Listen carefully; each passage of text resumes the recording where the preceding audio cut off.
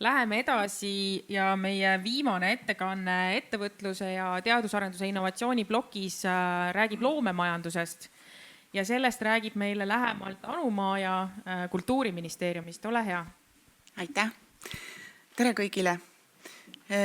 On räägitud majandusest, ettevõtlusest, teadus-arendustegevusest, innovatsioonist, aga me peame rääkima ka kultuurist.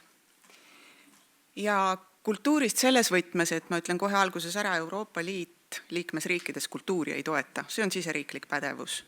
Küll aga mõtleme nii, et ennast kultuuriliselt või loominguliselt väljendada saab ka ettevõtjana või läbi ettevõtluse. Ja siin on võimalused ka kultuuriloomesektoris tegutsejatele, kui nad näevad endid ettevõtjatena.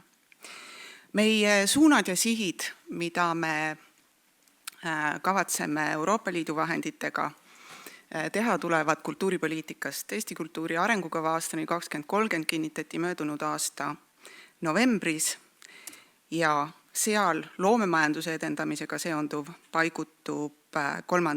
alaeesmärgi alla.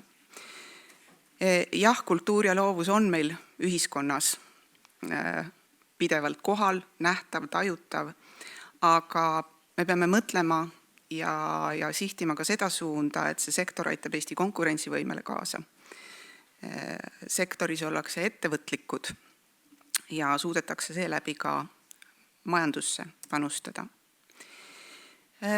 Iga alaeesmärgi all on terve rida tegevussuundi kirjeldatud kultuuripoliitikas ja loomemajanduse osas esimesena me toome välja selle, et me peame arendama jätkuvalt loomeettevõtlust. Mitte ainult ettevõtlusega alustamise koha pealt, vaid järjest enam me näeme vajadust, et tuge vajavad just kultuuriloomesektori kasvuettevõtted. Ehk siis, kes on juba jalad alla saanud, kes toimivad nagu mis tahes muu sektori ettevõtjad, kes tegutsevad rahvusvaheliselt, aga nendele on vastu tulnud teatavas mõttes lagi.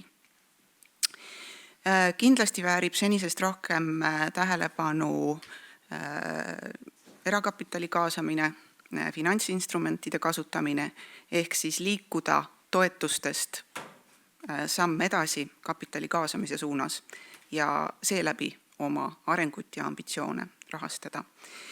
Ja kindlasti on senisest rohkem tähelepanu all koostöö teadus-arendusasutustega ja selle suunaga. Näiteks ma viskan õhku mõtte, kuna siin on ka Puitmäeliidu esindaja, et teadlased, loovisikud ja tööstussektor on väga hea kombinatsioon. Ja seda me oleme ka piloteerinud käesoleval aastal loovuurimuse taotlusvooruga, mis oli teadus-arendustegevuse rahastus ja see näitas, et potentsiaal on olemas, huvi on olemas ja seal pakutakse või seal tegeletakse ühiskondlike probleemide lahendamisega. Aga kui räägime loomemajandusest, siis lihtsalt meenutuseks, täpsustuseks olen välja toonud siin selle mõistekirjelduse või mis loom see loomemajandus on ja ka need valdkonnad, mida me siis adresseerime. Tõsi, see valdkond on väga dünaamiline, sektoris tegutsejad sageli ei suuda ennast positsioneerida, et mis valdkonnas nad täpselt tegutsevad, aga see iseenesest ei olegi nii tähtis. Me räägime ettevõtjatest ja me räägime ettevõtjatest kultuuriloomesektoris. Kus me siis paigutume loomemajanduse edendamisel Euroopa Liidu vahendite nõnda öelda raamistikus? Me oleme Nutikama Eesti all ja me oleme koos ettevõtlusmeetmete ja tegevustega, millest eelnevalt siis MKM esindaja Kaupo rääkis, ühe erieesmärgi all. Me mõjutame kultuuriloomesektoris tegutsevate mikro-, väike- ja keskmise suurusega ettevõtete käekäiku, et nad oleksid majanduslikult kestlikud, et nad oleksid rahvusvaheliselt konkurentsivõimelised ja et nad tegeleksid ka teadus-arendustegevuse ja innovatsiooniga. Tõsi, meetmele on pandud selline kohmakas pealkiri, aga kõnepruugis me ikkagi räägime loomemajanduse edendamisest. Mis on need tegevussuunad, mida me selle ühe suure meetme raames oleme planeerinud? Oleme viimaste aastate jooksul katsetanud, piloteerinud ambitsioonikate loomeettevõtete arenguplaanide toetamist. Me tõsi võtsime SNIT lahti MKM-i vastavast meetmest, mugandasime seda ja see on osutunud väga hästi vastuvõetuks. Me leiame järjest rohkem loomeettevõtteid, kes julgevad oma ambitsioone ellu viia. Tõsi, siin on oht ka läbi kukkuda, aga ettevõtlusesse tuleb nii või teisiti ette. Ja seda on siis plaaniks ka tulevikus jätkata. Samuti on oluline keskenduda loomeettevõtete ekspordivõimekuse kasvatamisele.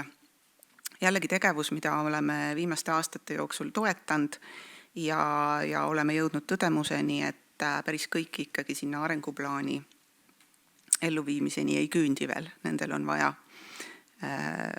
veel nõnda öelda kodutööd teha. Ja kindlasti on oluline jätkata tugiteenuste pakkumise toetamisega. Ehk siis mis need tugiteenused on? Inkubatsiooniteenused, kiirenditeenused, nii alustavatele ettevõtjatele kui tegutsevatele ettevõtjatele, aga ka valdkonna spetsiifilised tugiteenused, kui me räägime näiteks arhitektuurist, disainist, kunstist, aga see peab olema suunatud siis ettevõtjatele ja selle tegutseja ettevõtlusalaste kompetentside ja võimaluste suurendamiseks. Kes need tugistruktuurid on? Tallinnas teame, on olemas Tallinna loomeinkubaator, saalis on ka Loov Eesti esindaja, kes tegelikult tegutseb ilma, ütleme, füüsilist asukohta omamata, aga üle Eesti ja ka rahvusvaheliselt pakub loomeettevõtjatele arenguprogramme, tugiteenuseid, mis aitab kas ettevõtlusega alustada või siis ka oma esimesi samme rahvusvahelisel turul teha. Kui me räägime sektorite ülese koostöö soodustamisest, siis siin oli meil varasemalt heaks näiteks disaini meistriklass, kus siis disainerid, disainijuhid liitusid mis tahes sektori ettevõtete meeskondadega ja üheskoos siis tegeleti konkreetselt selles ettevõttes disainmõtlemise, disainjuhtimise, juurutamisega, arendati tooteid, teenuseid. See programm läheb nüüd MKM-i meetmetesse ja otsime siia pikisilmi uusi ideid, uusi algatusi. Viskan õhku sõnumi turismisektorile.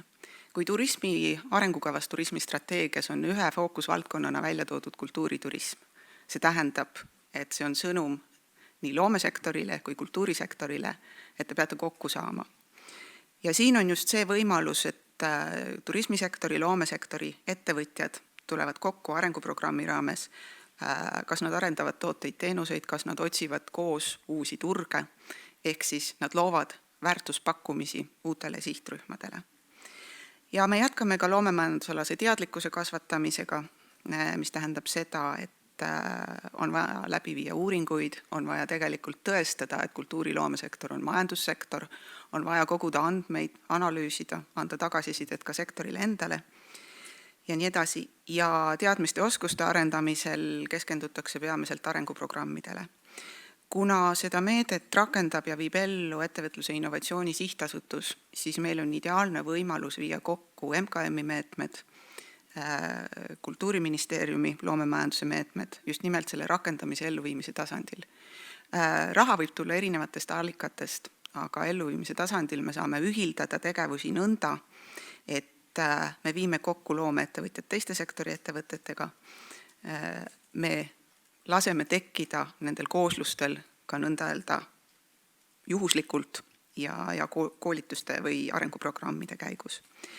Oleme lubanud, et Euroopa Liidust saadava toetuse eest me mõjutame 1000 loomesektori ettevõtet, mis tegelikult tundub üsna suur arv.